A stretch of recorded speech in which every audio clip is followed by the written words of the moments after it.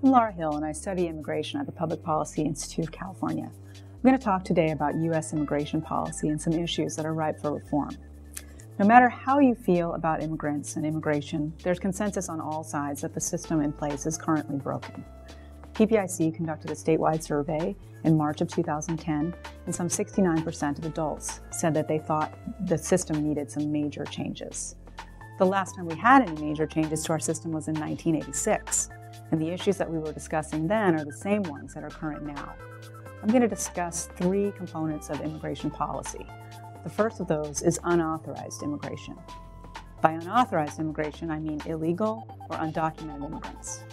In California, we estimate that we have about 2.6 million unauthorized immigrants in the state, and some 11 million nationally. These folks are an important part of our labor force. They're about 9% of the California labor force right now.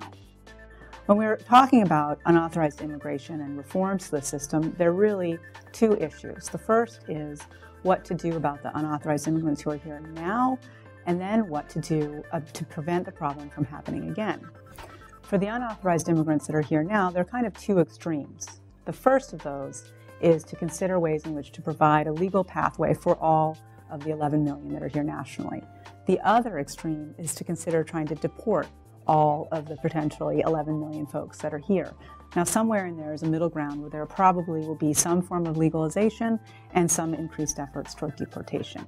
We also have this key component part of this discussion, which is prevention. One element of prevention is increased border buildup. This has been going on actually for many years, and some PPIC research has found as we increase our efforts on border buildup, we're actually leading people to stay here longer because increasing border buildup has made it more expensive to come, and people who might have otherwise returned or been here for a briefer period are now more invested in staying. Another component of having prevention, keeping this problem from happening again, is increased employer sanctions. We have a system in place where employers are required to check or to verify that unauthorized or immigrants or anyone in general is eligible to work. By increasing employer sanctions or the threat to them of hiring unauthorized immigrants, we would be trying to decrease the pull of unauthorized immigrants coming to seek jobs. One important component of this is likely to be an electronic system of verification. A final and important way that people will be talking about preventing unauthorized immigration from happening again is increased interior enforcement. Some of this involves workplace raids and other attempts to try to find unauthorized immigrants and start proceedings to deport them. These efforts have increased in recent years, and in the most recent fiscal year, some 400,000 folks were deported. This is a big number, bigger than it was in the past, but it's still a relatively small proportion of the estimated 11 million unauthorized folks that are here in the country. The next form of immigration policy that I want to discuss is legal immigration, or how it is that we decide who gets to be here in the United States legally. These are the folks that could have the potential to become naturalized citizens. After they have their green cards, folks can apply to become citizens within 3 to 5 years. Right now, and for many of the years in the past, our selection criteria have really emphasized reuniting family members. So folks who are U.S. citizens or legal permanent residents can sponsor their immediate family members to come and live in the United States as permanent residents. There are also other categories such as siblings and parents. The share of all of our legal permanent residents who come for employment preferences or skills is relatively small. That's about 13% of the total.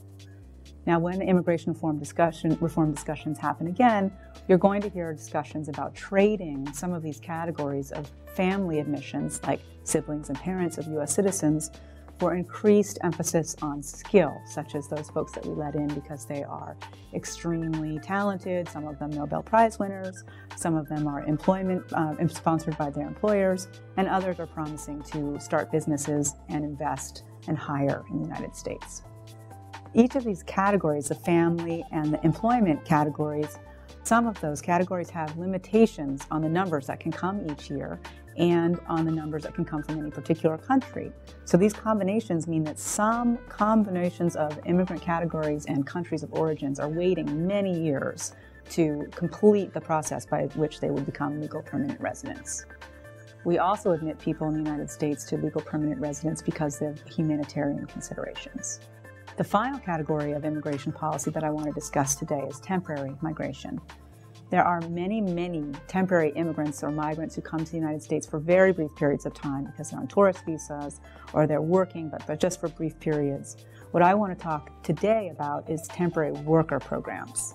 In the past year, we admitted about 1.7 million folks through these kinds of temporary worker programs, whereby we ask people to come to particular high-skilled occupations, such as in high-tech, or particular low-skill work, such as in agriculture.